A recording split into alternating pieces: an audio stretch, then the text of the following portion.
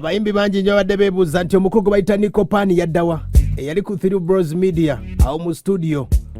Bangi ne beebuuza nti oba bamugoba nankwe kumunoonyaako omukulu ono yali abulidde wa Nico era abadde bamwebuuza omukulu ono yasobola okuba ate ng'afuna amakanda amapya n'asobola okuba ate nga yeekolera studio ye ejjudde obulungi akadde kano. Abadde bamunoonyeza eri yavaayo akadde kano ategeeza nti tebamugobaako wadde wabula omuntu nga bwakula asobola okuba ate nga yeetandikirawo ekikye.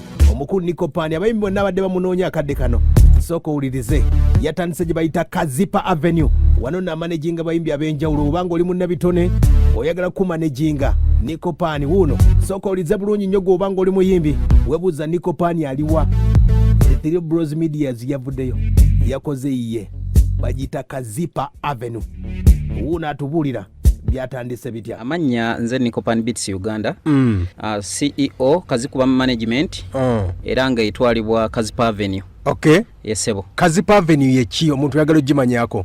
Kazipa Avenue ye company evuddeyo okujja okuyamba omuyimbi na buli omu ali mu entertainment industry kuba tugenda kubeera n'ebintu bingi. Tugenda kubeeramu okuzanya firimu, okumanaginga abayimbi, okuba recordingira ennyimba zaabwe na byonna buli ekikwatagana ku music, okukwata video n'ebirala. Okay. Yesewe Kazipa Avenue yagenda okubanga ebitwala. Ngeri wa eri best wa? Tuli mu kibuga Masaka ne Makindye. Naye nga essaawa eno esira tukyali tadde ku muyimbi munna Masaka. Olw'ensonga nti basumbuyibwa nnyo okugenda e Kampala ku recording ennyimba. Ne tusaba tubateeremu ettabi mu Masaka ku ssaza ku kigenda mu Kirumba. Tulabe nga tusobola okuyambako abaana abo abatandika. Kuba abaana abatandika abo ebiseera ebisinga banyigirizibwa nnyo ku kigambo ka center okwo recordinga. Kyevula twavudde ne tubakolera studio ey'Omulembe bajje ba recording music waabwe ku sente ntono. Tukyagenda mu maaso. Omukulu Nico yasobodde okuba ate nga baleetawo omutindo. Kati omuyimbi oyinza ogamba ate najja wa manager endowooza ensonga oziwulidde akyatubulira obuzibu busobodde okuba ate nga asanga mu Masaka n'abayimbi abatandika ekintu ky'okuyimba.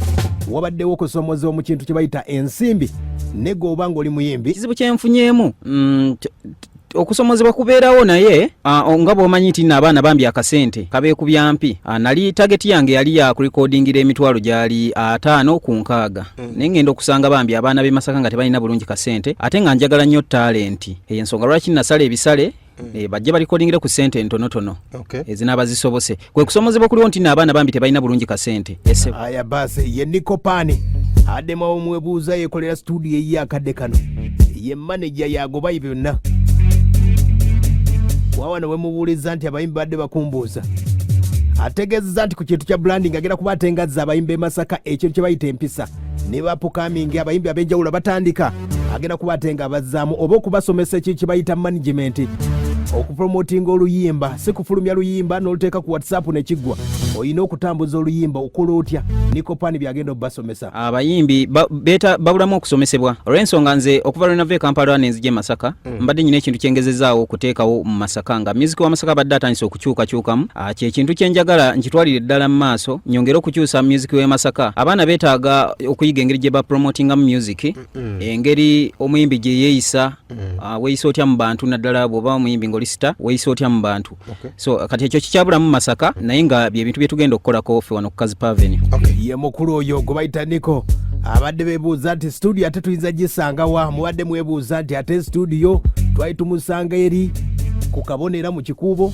Eyo nno yavuddeyo. Nico tumunoonya we yali ku studio yavaawo yaddawo abantu nga beebuuza Nico abantu beetaaga okubabuulira amakanda gali ludda wakati. Amakanda gali waneeno ku ssaza gali ku ssaza ku kigenda mu Kirumba. Omanyi ng'era omwana bw'anaabeera n'akula n'ava mu bakadde be otuuka ne weetongola. Okay. Nasalawo neetongole okusobola okutuukiriza ebigendererwa byange. Sayagala kukola kampani mu kampani ya munnange. Nayagala nkole kampani yange eyeetongodde. Okay. Yesebo. Abadde bagamba nti bakugoba. Tebangoba. Omuntu w'omulimu gw'omu mutwe tebamugoba. Yegoba yekka kubanga ye buli wadde abeera atambula n'omulimu gwe. Okay. Ndowooza owulidde gw'alina omulimu gw'omu mutwe tebayinza kugoba. Era ategeezezza gwe obanga gy'olinga oli muyimbi oyagala ba writer oli writer osobola okuba ate nga owandiika ennyimba. Abantu bangi nnyo abamutuukiridde Nico naye ng'olw'embeera nti Masaka yeetaaga ba writer w'obanga onoonya luyimba oyagala bakuwandiikira oluyimba abayimbi soko uline offer gye basobodde okuba tebabawa abayimbi temuddamu kukaaba abayimbi omuyimbi yenene yali baddeeyo nga yagala okumumanaginga yagala omukwatako writer kuba tubeera n'abawandiisi oluusi n'abaagala okugula ennyimba kati so baba beetaaga batutuukirire ku ofiisi zaffe ezisangibwa ku ssaza ku kigenda mu Kirumba main Mbarara Road yesebo Nico Pan weyadda mu kibuga Masaka takyalimu andi bbalibaliko w'ekibuga okay kati abantu abagenda okujja basuubire ki abayimbi naddala bannamasaka offer gye wabakoledde nabateereddewo offer ya bitundu 5 ku buli 100 era ng'essaawa eno omuyimbi arecordingire emitwalo 10 gyokka ne tusobola okubeera nga tumukwasaganya kati wabanga yeetaaze okumuyambako ku promotion nabyo tubikola nakyo tukyogerako ne tulaba engeri gye tusobola okumuyambamu Niko lwaki watadde ku ssente ez'entini ennyo abasajja wali recordingira mitwalo ameka ogwo mukisa oguwadde lwakuba wakajja mu kitundu anti nga bwe nagambye njagala nnyo abaana abayimbi naddala abatandika abastruggling kuba nange nali mbaddeko omuyimbi nkimanyi manyi omwana kyayitamu naye nga ofeno yakubeerawo kaseera buseera ogambye nti yabbanga ki ya mwezi gumu naye already etambuddeko wiiki esebo nagitadde okusobola okuyambako abaana banene abatandika so beyambisa omukisa guno eno bajje balikodinge ku ssente entono nga ssente tezinaddayo kulinnya ndowooza omuyimbi owulidde toddamu kunkubira mbu ate noonya manager ka Nico Pan ategeeza ebyo naagenda kuba ate nga abikolera ku gwoba nga oli muyimbi era asobodde okuba ate nga baweereza message oba nga gy'oli ng'oli munnabitono oli muyimbi obubaka buno sooka obuwulire kati nze advice gyempa abayimbi kubeera bumu okugeza singa Katonda abeera amuyambe n'afuna management kubeera bumu ne manager we empisa kyekintu ekyensinga okukulembeza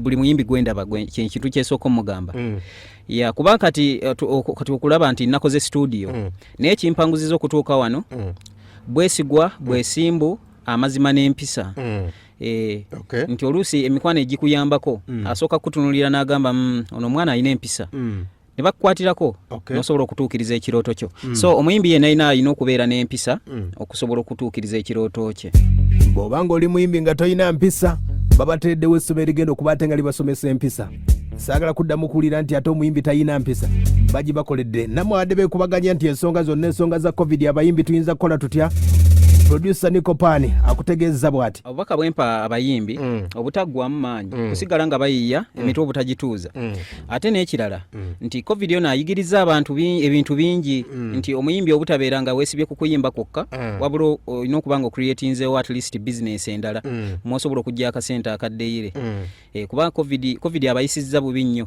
naye kye balina okuguma balina obutaggwamu maanyi bongere okuyiiya bagende mu studio ennyimba bazikole embeera yonna nna mukama waagiteera kijja kuba nga kyabika esebo abakwagala bakufuna ku nnamba ki abanjagala osobola okunkubira ku ssimu 0704 861 228